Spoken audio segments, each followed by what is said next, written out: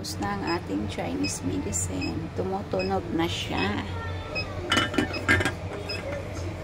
Gumagawa po ako ng herbal tea. Paano ba ito buksan? Ayan. Ayan. So, ilalagay natin ngayon ito. So, ito ilalagay natin.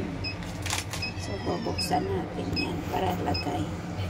Wait lang guys, kasi maglagay tayo dyan ng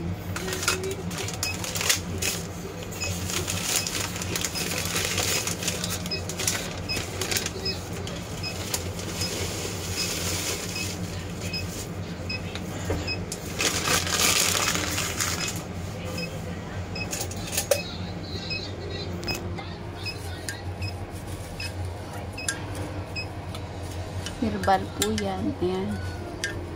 So, 5 minutes, pag pwede na natin siyang kunin para ipainom sa ating alaga.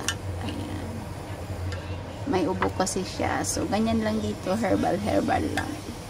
Hindi sila nag-aano ng mga gamot-gamot. So, ayan na. Herbal tea lang. Ayan, may mga bulaklak. May mint siya, yung pangpaano sa ubo. Yung parang Bex ba? Ayan. Herbal tea ng Chinese. Takpan natin in 5 minutes, pwede na natin haunin.